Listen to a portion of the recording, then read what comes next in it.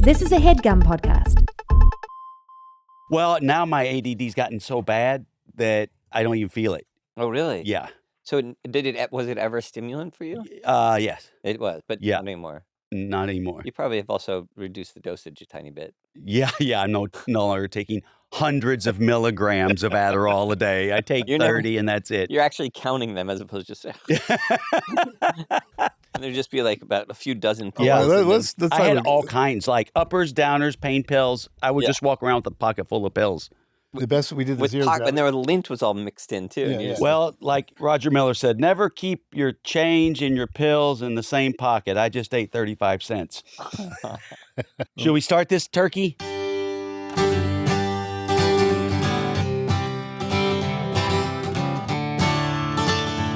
Hi, I'm Johnny Knoxville. Welcome to Jackass. You have to do that introduction. Oh, yeah. Watch this, Spike. All right, let's see this. Let's see how you do. I think let's commit to Jackass the podcast. Okay. Perfect. What was it going to be called? The Jackass podcast. The Jackass podcast. The word "the" is a move aroundable. Wow. You guys are Pretty clever. yeah, pretty clever. We've been going back and forth on that. That's a hard one. How did you ever get involved with us? I don't know.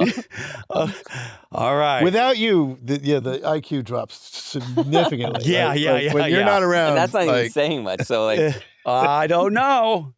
All right. Well. Hello, my name's Johnny Knoxville, and I'm Jeff Tremaine. and this is Jackass the podcast, and we have the most special guest with us today, Mr. Spike Jonze. I'm sorry, Oscar award-winning Spike Jonze. that's right. Yeah, he demanded we get that in. Yeah, I was about to walk. So I was thinking driving in, like you could kind of argue when Jackass started. Maybe it was the TV show. Maybe it was when I did the self-defense article for Big Brother, the day we all three met on the video in '94 that you were doing for Wax. Or I think maybe it was possibly when you first met Jeff on that.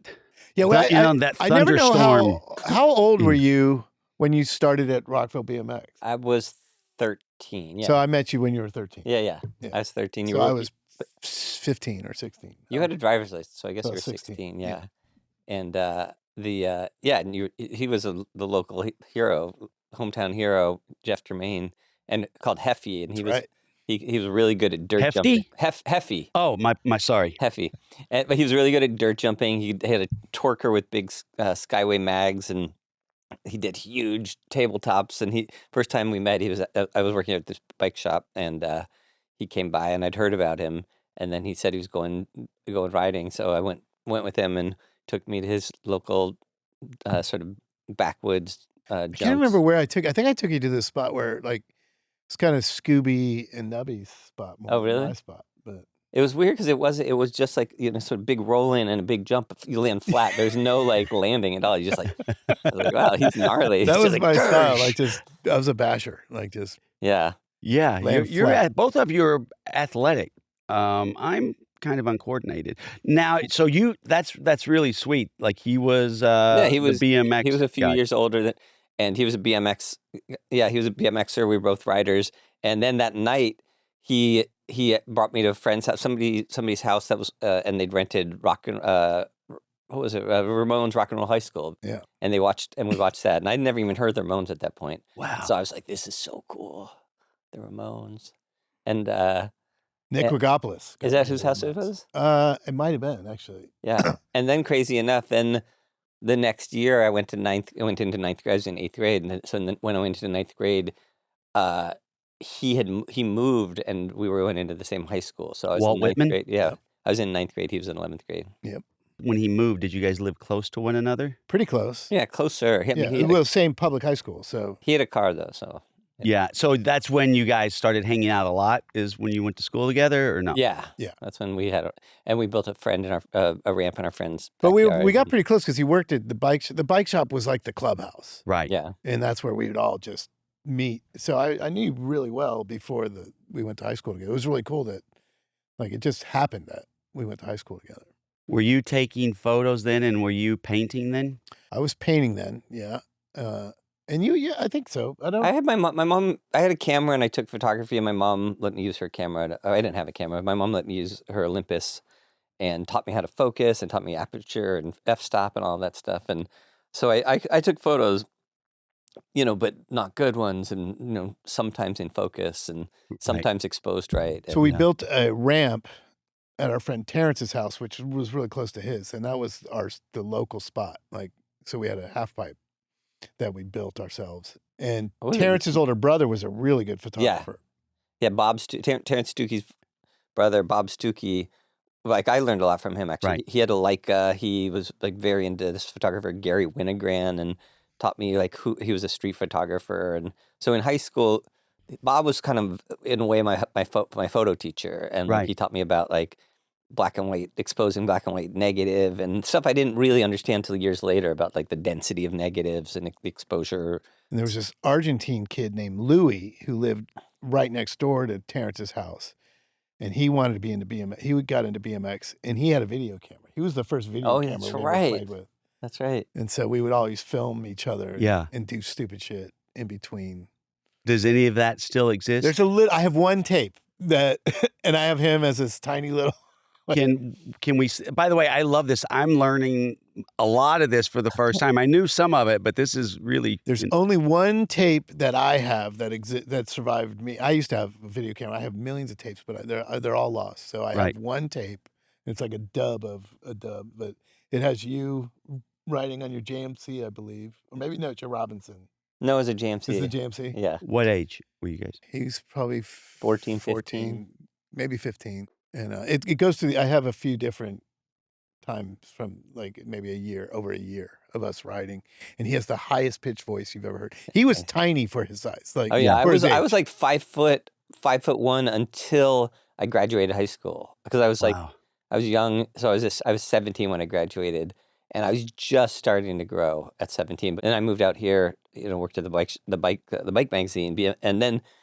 Which bike? Was it Dirt? Or it was it was called something? Freestyling Magazine Right, and BMX Action, and that's when I finally grew. It was like when I had a job and but the sunshine. Like, so sunshine. One day I walked into Rockville BMX, and this kid who just only his hair probably went over the counter. He was so tiny. Right. I thought he was like a 6-year-old or something. He looked very small. And I was 13, but I did probably look 9 or 10. Yeah. He had I've seen photos. Super high pitched voice, but he had this really like his hair was all.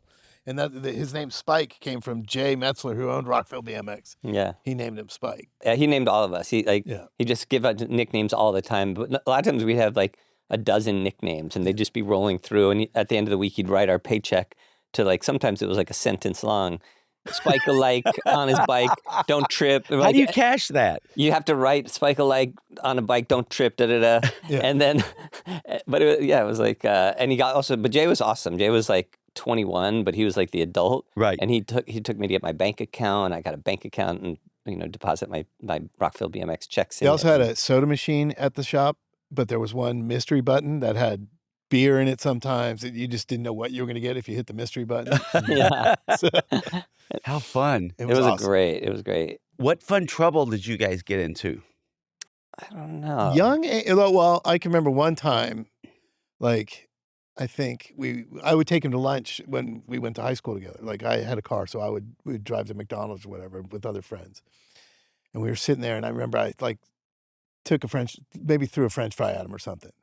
And he just flipped the whole tray on me and grabbed checks out completely. And grabbed other people's food off strangers' food and just started like unloading anything he could get his hands on. Milkshakes Like, and the whole deal. Just fucking. You can never start shit with Spike because he's going to get you back like 100 times worse, guaranteed every time. You have to just call it because it'll never end, and it will like whatever you do to him is coming back like 50 times. I don't know what my problem was. Yeah, I gave it up a long time ago. No, I mean, the thing about you is you never went at me, and like you were always except for once. Oh yeah, you did break a plate over my head. That I do remember that, and it was a thick like hotel. Oh my, let's tell that story because that story is crazy. Actually, like this was we gathered together to decide to make Jackass 3D. Well, decided we were going to. 2. No, it was 3. Really? Yeah, 2 was born out of in Wild Boys. This was 3. I know it was 3. Okay. And It was like 19. and we got No, together. 2019. I think it's 2009-ish probably. if it's the- 2009. I think you and 8. I kind of had decided. Yeah. I think we should do it. So we went out to dinner with Spike, and we had other friends around.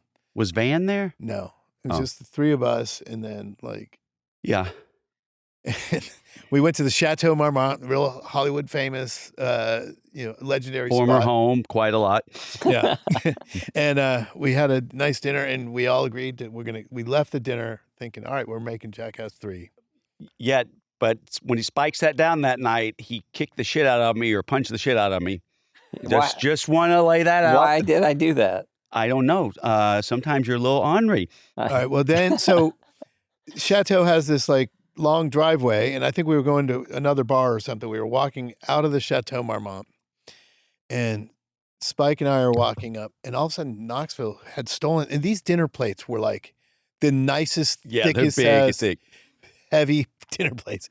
And he runs up behind Spike and smashes the dinner plate over his head, like just turned it to dust, and like cut his head. And I was just like, holy fucking shit. I mean, that could have very well knocked you out. It could have. Because Yeah. it was a thick plate. And I was surprised you did it to Spike and not me. I was like, oh, fuck, I'm glad that was Spike and not Well, me. for some reason, I'd had a couple of drinks that night, and he some did reason. something. He kicked or hit me or something. So I remember I finished my plate and just put it down the back of my pants. So I sat there the whole dinner plates are with like so the big. plate down my pants. Oh, fuck. You go for the long con. You're Yeah. like, you commit, and you're gonna see something through. I would like to apologize. Oh, thank you. I Formally. apologize. But the best is like, it didn't turn into anything. It was just like, oh my God. No, he punched the shit out of me a little, but I figure I'm going to take whatever he does because that was pretty big. I had like blood running down my Yeah. You were. yeah. Yeah. But, Oh shit! So okay, who moved out to LA first? He did. And I went to college. Oh yeah. He skipped college. Yeah, me Wait, too. I could go back just to Yeah. One thing when you're talking about my high voice, my voice was so high, and I worked at this BMX shop, and I'd be like, "Hello, Rockville BMX," and they'd be like, yes, ma'am, I'd like to order some Vans." Like, I'm not a ma'am. What size do you wear? And then probably 16-ish, I probably You got real Like, butch. I'm telling you, like, I got this voice right here. the VHS tape I have, his voice barely registers on the sound. Yeah, the It's mic like, barely. did you catch that, Holly Grant? But it's like the highest pitch. Oh, it's the best. Do you have video of yourself around that age of skating or anything? Not that much. Like teenage years? I mean, there's some. I think there's some. I think Lance Bangs. We got some from Eddie. This guy, Eddie Roman, a BMXer, and then there's some contests I wrote in. Yeah. Basically, here's how it worked for him getting to LA, and you can tell the story, but I'm going to. well, no, it just said so. Rockville BMX turned out to be probably the biggest, not largest size, but the most important bike shop on the East Coast, Right. and Kind of the hub of the BMX of the East Coast scene, of the BMX East scene. Coast. Did And, you guys meet Matt Hoffman then or yes, later? Yeah. Yes. So, like, what would happen was every summer, each bike company had a team, and they would go on the road, and they had a trailer that had a big ramp on it, and they would show up, and there was a parking lot across the street from Rockville BMX, and they would do these demos with the pros, and it was our only chance to ever meet these guys, Right. These guys who were in the Eddie magazines. Fiola. There were no videos Rob, back yeah. then either. It was just photos and magazines. Like that's Yeah. how we saw them ride in real life. Was they would Yeah. come in the summer, and he hit it off with the Haro team, which was the kind of coolest team at the time.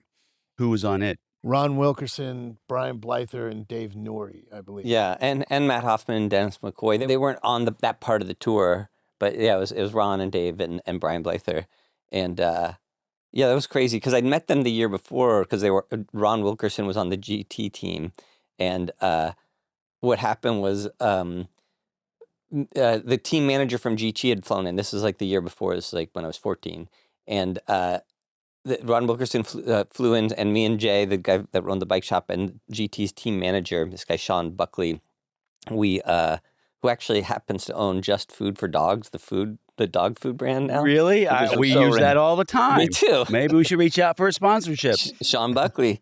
So I heard that. I don't know if it's true, but that's Right. rumor on the street. So anyway, Sean Buckley, team manager, GT. We went to pick up Ron Wilkerson. He was like 18, had just gotten signed on GT, and he and his friend Rich Avella flew in to DC to go onto the GT tour. And when we went to pick them up, I had taken the bellman's cap from Jay's mom's apartment building and said the Promenade. And I had like, shorts and, some t-shirt, but maybe a blazer that we got from Jay's closet. And I had a sign that said Ron Wilkerson. I pretended I was a limo driver there to pick them up. And I'm like 14, but again, I look 10. Right. And they get off and they're like, yeah, I'm Ron Wilkerson. Like, oh, I'm here to pick you up. And then, your sleeves are hanging way over your hands. And Spike also had perpetually runny shins, blood, just crusty, runny shins. I forgot. I swear to God, he did. All the time. All the time, just always wet blood going down his shin. From like, if you slip a pedal and you or from skateboarding, right? So then like this, we concocted this whole elaborate thing where I said I could only take one of them, and then I was like got in the car and almost ran over their bikes, and then and the whole time Sean and Jay are up on this sort of next level watching the whole thing. Wait, you're driving? I didn't actually drive out of the thing. Okay, yeah. But I was as if I was the driver, as if I was their limo driver. But then I said I could only take one of them. I had to leave the other one here, and we could pick them up later. And this is their first time traveling outside of California on a tour, and but then eventually Sean and Jay came out, and they, How are they taking it? They were really nervous. I mean, they were like, this is their first time. They've just got signed to this company. They're just flying on their first tour. And this is happening, and this kid is showing up. 14-year-olds intellectually dominating them. But it was so. Anyways, that's how I met Ron. And so the next year when they came back to town, then they actually stayed at my house at my mom's house. And so that's when that's pretty much when I got to meet them more. Like we took them bowling and hung out with these guys, and it was so cool. Like these guys in the magazine, we're hanging out with them, and they loved you.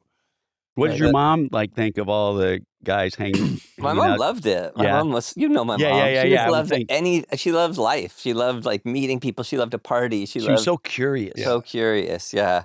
And so she just loved having them there, and they stayed for a few days. Well, and then we did the show, and then and at this point, actually, Jay Metzler had sold the bike shop, and these new owners had come in, and it was very like kind of just changing a lot and Stiffer, yeah. And these guys didn't ride bikes; they didn't know bikes. They were it was like they bought it as like a family business. Big creative step back, sort of, in the shop. And a lot of people left. A lot of a lot of people at the shop. In this age, you were 15. 15. And so it was like 2 years. It was like the best thing that happened to me at my life in that point. It's like so. I love that period of your life. It sounds like a great teen movie. It was special. I'll produce. They ended up kidnapping him, basically. Oh, what's that? So I heard that. So we met. They stayed with you a few days over the summer, and then they were like, "Hey, Spike, you should come on the road with us." It was actually the night. So the night before they were leaving, it was the last night, and then we were out on the front porch, and with Ron, the rider, and this guy Bill Hawkins, who was the team manager, and my mom said, "Why don't you take Spike on tour with you?" And they were like, "Yeah, that's a great idea." And I was like, "Your mom said that?" My mom said it. That's she awesome. knew. Isn't that crazy? She knew. She just wanted wanted me to have adventures, great. And she told Brian Blyther, not Ron, because she knew Ron wasn't very responsible, but Brian, she's like, "When you get him to California, I want you to show him some colleges." Yeah. Actually, that was the second tour. That was the next year. The second one? Yeah, the Okay, sorry, second, because I went 2 summers, but when I was 15 and when I was 16. And when I was 16, my mom had Brian take me to all the colleges on like a college tours. And he did it. Yeah. Even though neither one of them, Brian never went to college. Yeah, Brian, Right. None of them went to college. Which colleges did you visit? We visited UCLA, USC, and CalArts. That's amazing. Yeah. Okay, here's a question. What did your mom think about Tremaine, and what did your parents think about Spike? My mom loved Tremaine. My mom loved all my friends. She was just like wanted. My grandma hated Spike because, and I'm not sure if this was even true. She caught him drinking the milk straight out of the. That was true. And hated him. You just go to someone's house and drink the milk out of it. My grandma was fresh off the boat Norwegian. So she biking woman. like called me. I was Yef, Yeah, like, and yeah. It's what Manny calls you. she thought she didn't like this dirty little kid who With was bloody drinking the shin- milk. with the bloody shins. So that sort of permeated my mom's opinion. My mom liked him though, but she's like, "Oh, he's the dirty little kid that drinks the milk out of the carton." Did Myron get along with Spike? Yeah, he probably wasn't around much because he just worked all the time. But you know what's funny? Like we did send Ron Wilkerson. We're talking about. He got hurt on the demo he did for us, and so I'm like, "Oh, my dad's an orthopedist, so I don't." And so we called him in, and we took Ron to my dad. My I dad forgot looked at about Ron. that. Yeah, That's and, so funny. Looked at his knee, Wow. and my dad was like, "Oh my God, this guy's a freak! Like he's had so many injuries." So, Oh, who got who the job in L.A.? all right, so he got the job in L.A. At the BMX magazine, so, freestyling. I guess, yeah. So he went on the summer tour and then met everyone at the magazine, which really was Andy and Spike, and Andy and Lou. Yeah, Andy Jenkins and Mark Andy Lumen. Jenkins and Mark Lumen. And even before I met them, I'd kind of been writing them because, like, I'd send them stuff from Rockville and the East Coast and You were sending photos? and just news and letters. Were you published then? Yeah, not photos, but they like published my letters, and we Which were is kind of crazy pen because pals. if you got a note from Yeah. Spike, it looked like a almost a imitation of someone trying to write like a little kid. Like half the letters were backwards. You're dyslexic, I think, right? Yeah, Like, but mildly. But I also liked writing letters. He's done backwards, so- okay. He won I'm Academy just Award saying, for you get these screenwriting. letters, Jeff. you thought it was a joke. Jesus. Like, Yeah, no, I didn't realize I was dyslexic till I was in my 20s, though, until somebody explained but to he was me. a writer. People were like, he's a writer. I'm like, I've gotten letters from him. He's not a writer. Like, Oh my God, my tummy. he won an Academy Award for writing, but if you ever saw his writing, it was like My There's something wrong handwriting's with the improved, Academy. though. Yeah, no, Spike, Jeff, there's spell check. Come on. now there is. But yeah, Jay. So I'm sweating. Andy Jenkins and Lou they did freestyle magazine, and I love that magazine. It was like the coolest. It was magazine. the magazine. Like it was. It was written just like it was written like you were talking to your friend, and it was like with all inside jokes and absurdism and sort of surrealism, and it kind of was really cool.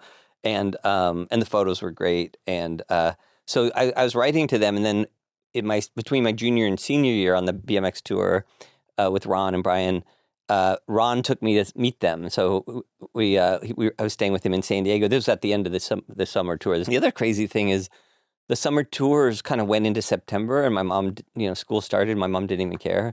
She was like, "Okay, we'll just come back when it's done." Wow. And she'd just write a letter. I don't know how that happened, but I would just come back to school and a couple weeks late. And but I was staying with Ron in San Diego, and he had won a Ninja motorcycle in like some contest. And so we just had our like cheap BMX like open face helmets and shorts and T-shirts, and rode up to I rode on the back of his bike to Torrance from San Diego. Wow. And he's going like 100 on the 5.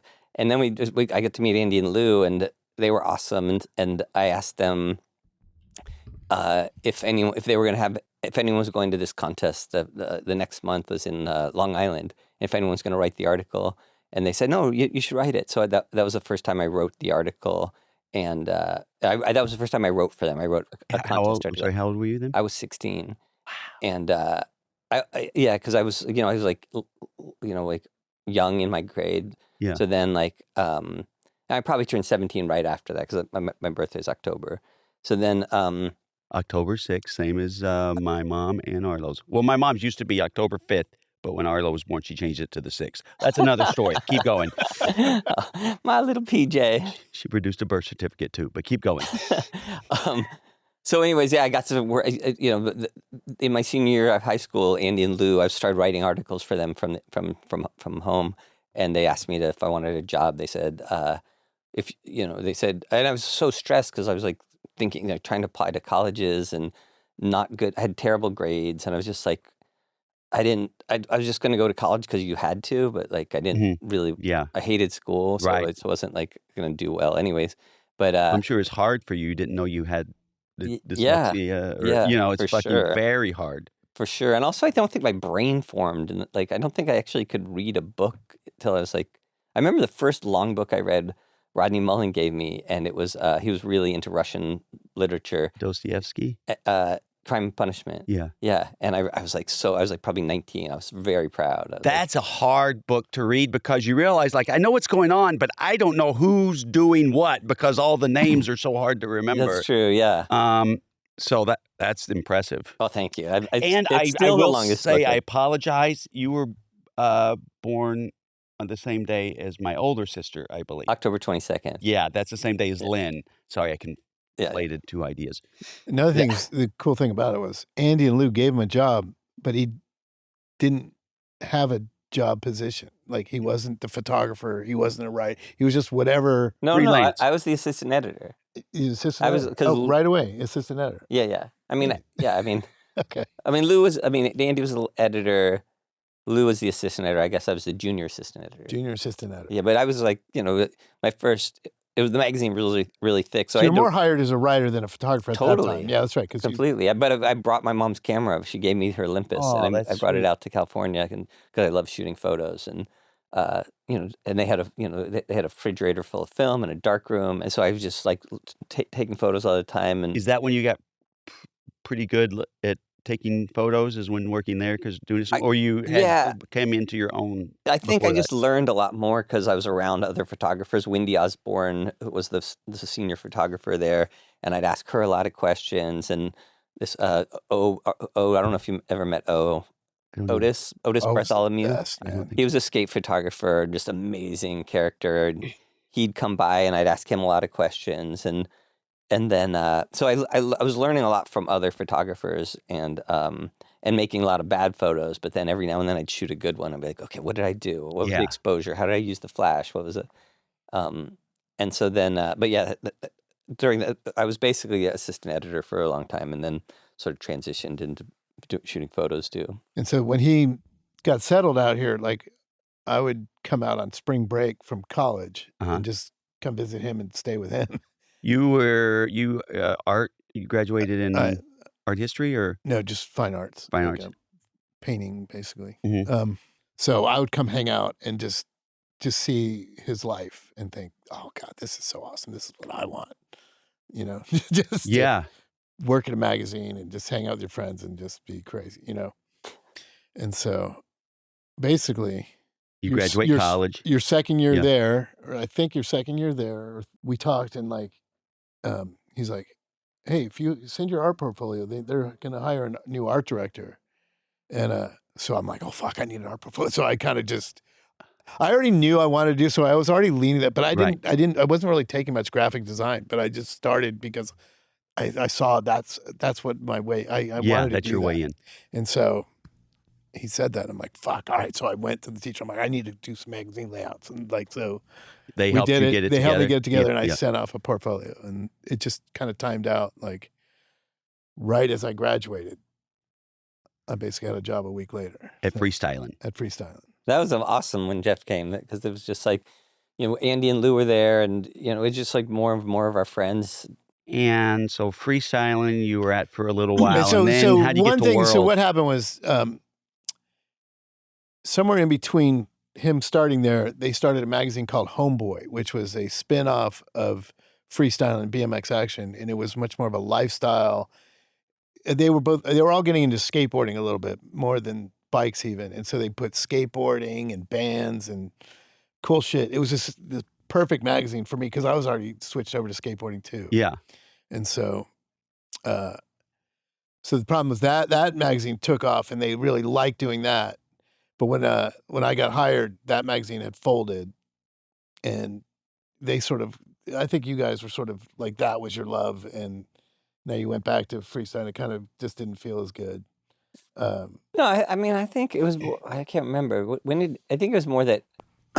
Well, when I got there, the magazines merged. There was a racing magazine called BMX Action. That was the original. Oh, you got there. bike What happened magazine. was it wasn't that we weren't into it. It was that like BMX died suddenly, and so like at the What year was this? 89. 89, where Mhm. like in the 80s BMX was big, so there's lots of advertisers, and the magazines like were thick. The magazines were like 166 pages, and there was 2 of them.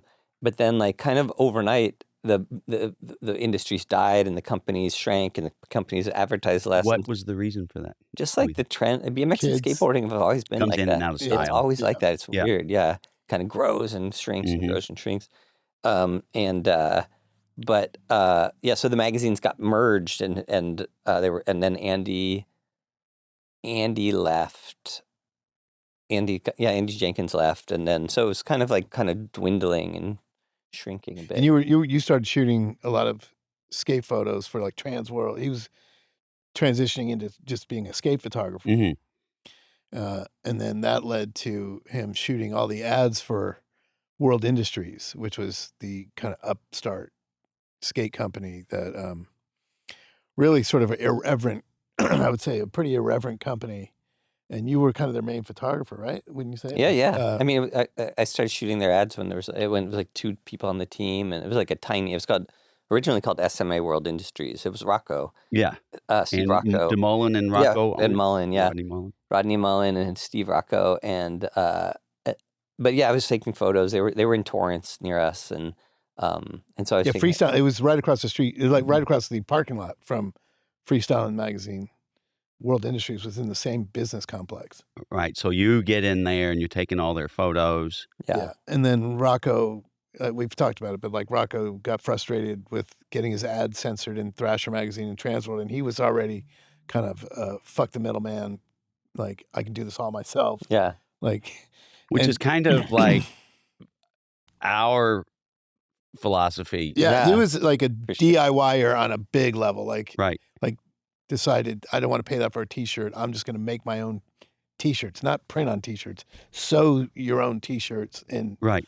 like so he started basically a cut and sew sweatshop in the In the Torrance South Bay. complex. Yeah, like then he decided, fuck you, you're not going to censor my ads. I'm going to make my own magazine. And he didn't know how to make it, so he just did it in-house with Nodis and Cliver and Walter, I guess, was the editor. Yeah. And he wasn't happy with how that came out. And so then Spike, and by then Freestyling basically folded. It went out of business. Right. I was here for 2 years on that. And Spike's like, hey, Rocco's starting his own magazine. You should, like, he basically put me in with Rocco to get Big Brother going. Wow. And I was watching something the other day on Nodis. I didn't realize Nodis was involved with Big Brother. The first one, yeah. Nodis did the layout, I believe. It's a small world. Yeah, Rocco working for Rocco and working for World was a crazy place to work, because really you could do anything. It was like he was just whatever insane. The more crazy the idea, the better. Like, for like the blind video, we were like, we want to buy a car and drive out off a cliff. He's like, okay, cool. Here's just $1,000, and we just go and buy a car and drive down to Mexico and drive it off a cliff.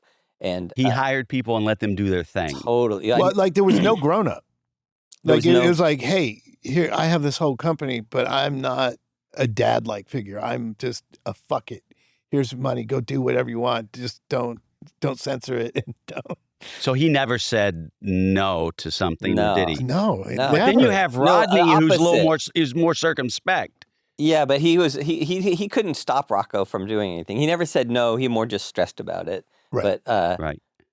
But yeah, I mean, it was interesting. The company really was the sort of the two of them, and actually Megan was a big part of the company too, because before we started Girl, she ran sales there, and I mean, the company was just wild. Rocco, it was just like so it took off so quick. It's like around 1990, 91, it just took off from nothing to giant. So there's always money, and he for whatever reason had a lot of cash, because he would sell a lot of things for cash, because the company was started with a loan from a loan shark, like a gnarly loan shark. Yeah.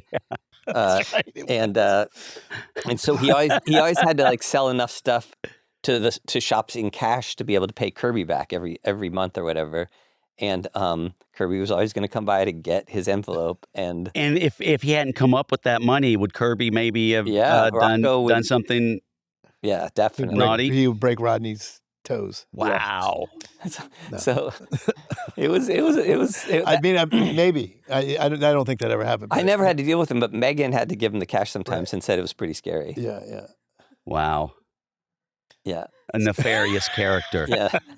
Like one thing we used to do, like this just reminded me, like because Rocco did have credit cards. Like, Rocco was really competitive. So Right. this is back when we loved CDs and in particular box sets, but they were really expensive. And so we would make Rocco do handstand contests with us. We would like see who could stand on their hands the longest.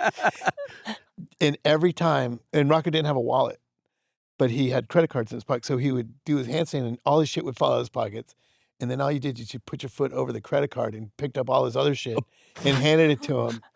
And he would put that in his pockets, and we would take the credit card and go to Tower Records and buy box sets, lots of them, for all of us. He's not even looking at his And then we would just reports. go put the credit card on his desk when he wasn't around. And, He sounds like the greatest boss ever. he was the best. I told you about the devil cover, I think, but Oh, well, So- maybe tell us about it. so we shot this Big Brother cover. We thought it would be a cool idea because Mark McKee always stole Bibles from hotel rooms. They always have a Bible, and he had a whole collection. And Mark was one of the lead artists. Mark was the lead Yeah. artist, He and and he was Fiverr. kind of the editor of Big Brother. Like he was, and so he had all this collection of these stolen Bibles.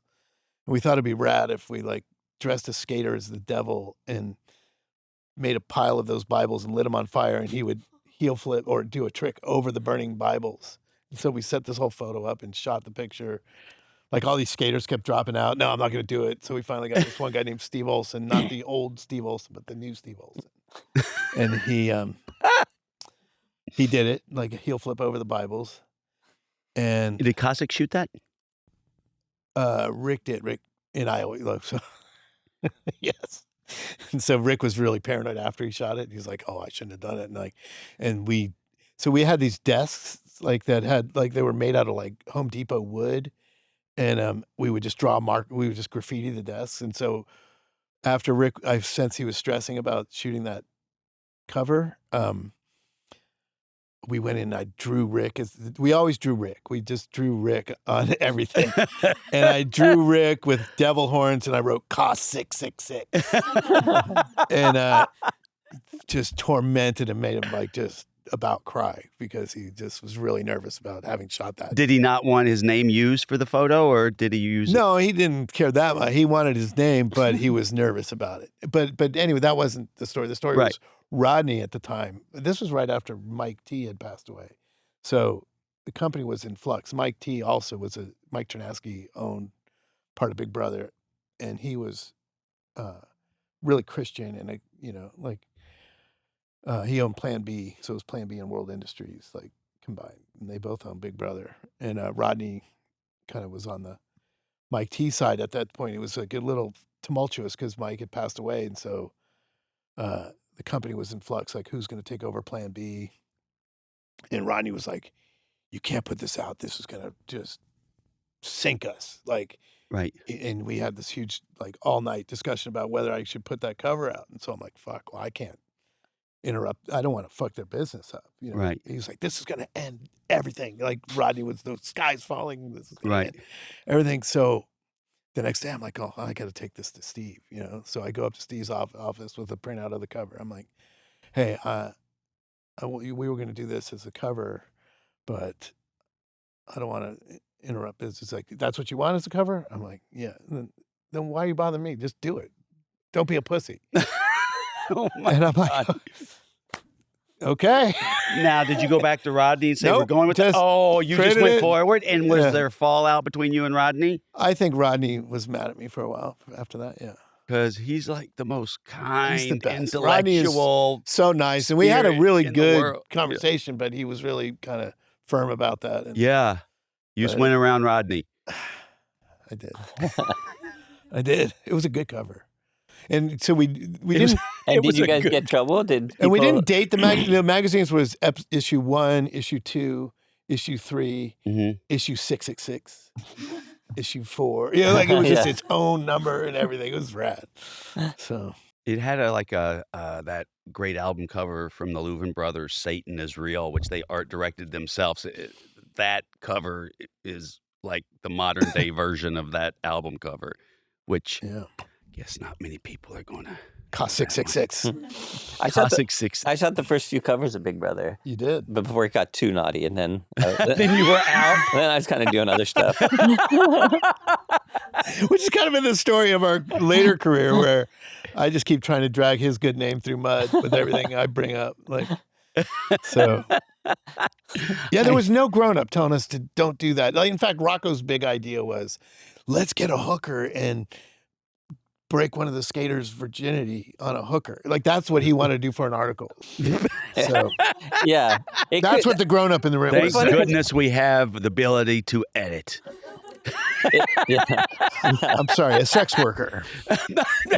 He thinks that's the problem. Oh. You're the Well, I didn't best, say the Jeff. skater wasn't 18. You're the best, Jeff. So you branched off when Big Brother got too naughty. No, I think we kind of, me and Rick and Meg, I think there was a group of us that were kind of just, world was kind of going a different direction. It was kind of like, it was kind of losing its fun. It was becoming kind of like, they did this thing where like out with, Mike Vallely was one of like the big skaters of the 80s, early 90s. And he also went to World when he was a big skater. He left Pal Peralta. It was a big deal. He was like the first like legit pro that signed with World, like established pro. Like, and it was big. And like, and then like after like 2 years, the World made this ad, out with the old, in with the new, and it was like saying like Mike Vallely at like 21 or whatever was old, and now here's the next generation. And it kind of just had this like. It started just getting, I don't know, darker. Yeah. And not as fun. And so that's when, like, this was like 93. This was like, then Rick Howard wanted to start, he was on Plan B. He skated for Plan B. This was before Mike Ternancy passed away. But like, there was a bunch of companies Underworld. There was like Plan B, there was Naudis' company, 101, Mark Gonzalez's company, Blind, and then World Industries. And they were all under this thing. And so Rick started saying he wanted to start his own company. And Rick was at that point he was my roommate because he was dating Megan. So the three of us lived together. And then we decided with Mike Carroll to start a company. And so we all left World and started Girl and Chocolate. I saw Jeff still every week, I'm sure. And we were also doing this magazine called Dirt at that point, me and Andy Jenkins and Lou. And I was just starting to do music videos around that time too. Earl Parker? He was writing for that, or no? He worked for Dirt some, but he was working. I hired Earl. I didn't really hire him. I just inherited him. Yeah. He did. We found him because early on, I guess before Jeff was there, he did this magazine, this zine called Polyurethane Monthly, and he was in Illinois, and it was just pure Earl stream of conscious, like wrapping people in saran wrap and then taking photos of them in like his father's office after hours, and like. Just like writing his wild brain. What did his father do? Do we know? Real normal job. I don't remember, but just real like Midwest stock. Yeah. Was he from Normal, Illinois? Maybe actually. I feel like it might have near been normal, if not normal. Yeah, I remember. I feel like Polyurethane Monthly. This was like a black and white Xerox zine he did. But that's how we found him, and we gave it to Rocco, and Rocco was like, "He's the editor of Big Brother," and flew him out, and then. Earl at like 18, 19 years old was like editing Big Brother. Yeah, he just showed up at the doorstep and like he was my charge. He didn't have a place to live. And this is when the office was at the skate park. Like World had its own little private skate park. And then our office was in the skate park. And they also had like bunk beds and stuff in there for the skaters when they were it was like their clubhouse. And so Earl just kind of lived there, but the skaters hated him. And then he didn't have money for food, so I had to feed him. So I started doing these experiments on him. Like, I would go to the gas station before I showed up to work, and I'd buy the worst shit I could find, like pink, those pink snowballs are called Hostess pink snowball, these big mounds, these pink mounds. Yeah. And then there was a blue soda called Cherry Bomb that looked like Windex. And so I'd give him this pink and the blue food. You love blue drinks. Well, that's what it turned into because in honor of Earl, like that's where the blue birthday drink came from. But it was like, I gave that to him every day. That was, he had to eat. He didn't have anything else to eat. So Jesus Christ, he's a monster.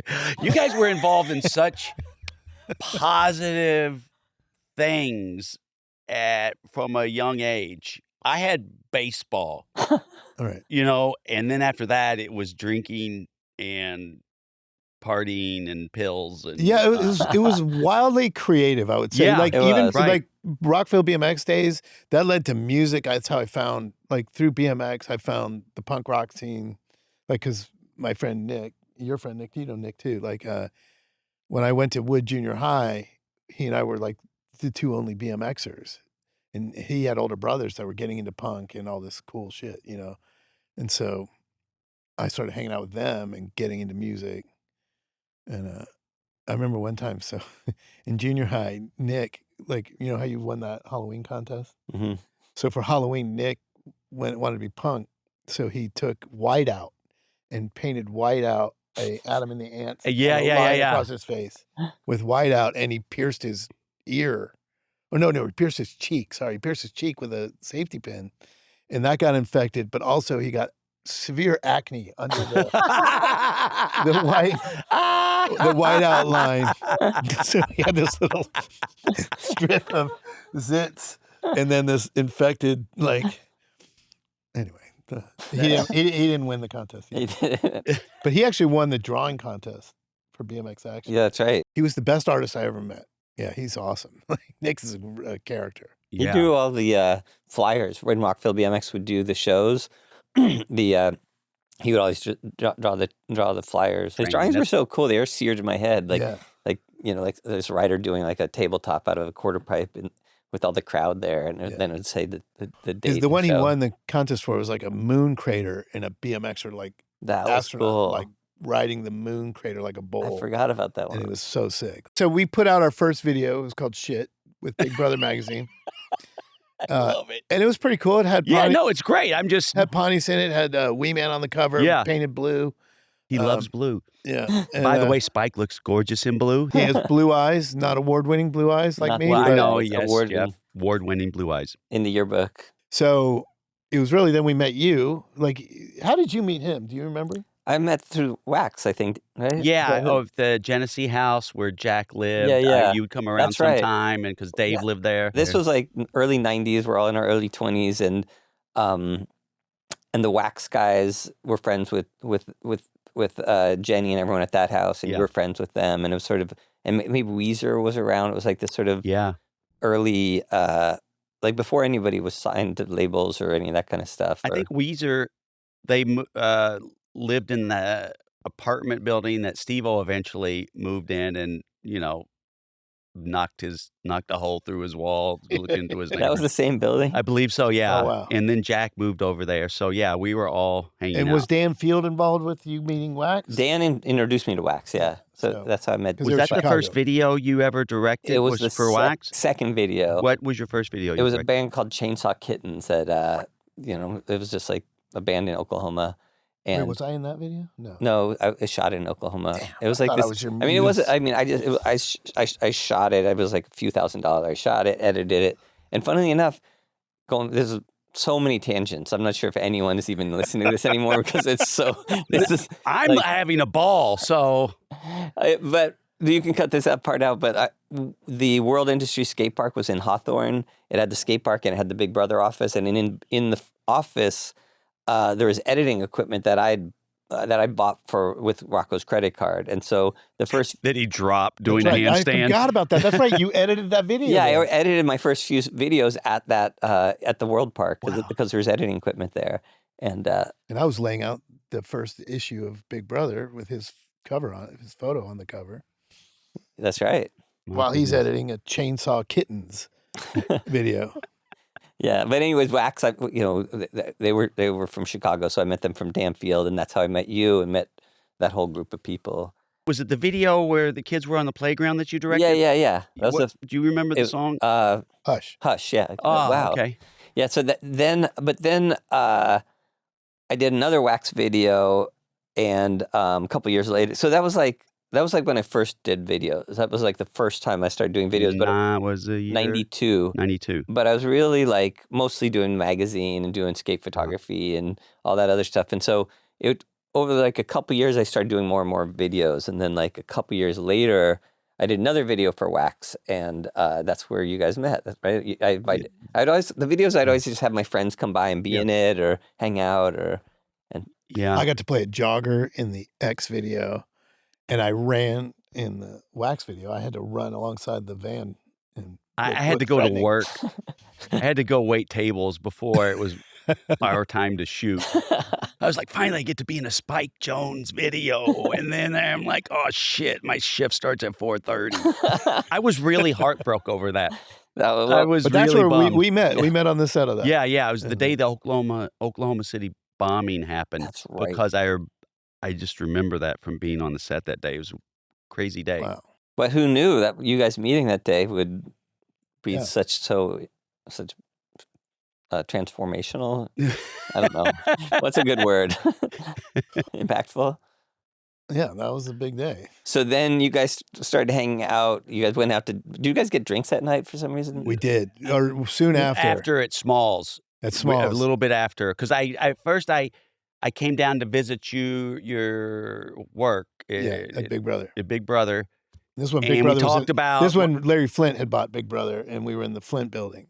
I brought some articles that I had written for Bikini Magazine for 10 cents a word, and I talked about doing something for you, but I didn't know what to do because I didn't skate, right? Yeah. And it wasn't until a year or two after that several years, 3 years after, I'm like, I think I might have something for Jeff. Yeah. But I remember we went to Smalls. Yeah.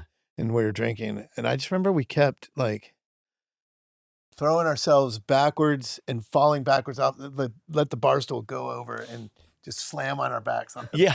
Like we thought that was so funny. I'd seen Chris Farley do that on Letterman. He was just sitting there talking to Letterman, and he was like, and he just slam on his back. And I'm like, that was so funny. I think you showed me how to do it. So we just started doing that. We were just doing and it. They hated us. I bet they did. We got kicked out of the bar like at 6:30 p.m. Yeah. It was so fun. We just kept like... Yeah. And that was the relationship that became a lot more. And then this is the cliffhanger. Dun, dun, dun. And then... a lot more. Stay tuned. End of episode, and then we tease the next one. Yeah, we'll tell you what happened in the next one. We're really letting you see how the sausage is made. In the next episode, we see how Johnny Knoxville and Jeff Tremaine form a friendship and professional bond, creating articles at Big Brother Skateboard Magazine and Skate Video that led to the inclination of Jackass. Inclination is the angle. What's, the word I'm thinking of. Inception? Okay, Inception. Yeah. Next time on Jackass the Podcast. After the goldfish comes out, I remember you said to me, well, Steve-O, if you weren't already famous, I'd say you're gonna be now. That was the closing scene of episode number 2. Right. And when that aired, my life was instantly black and white fucking different. Had that been today, you'd have shoved that goldfish right up your butt and shot it out like a ping pong ball. That was a HeadGum podcast.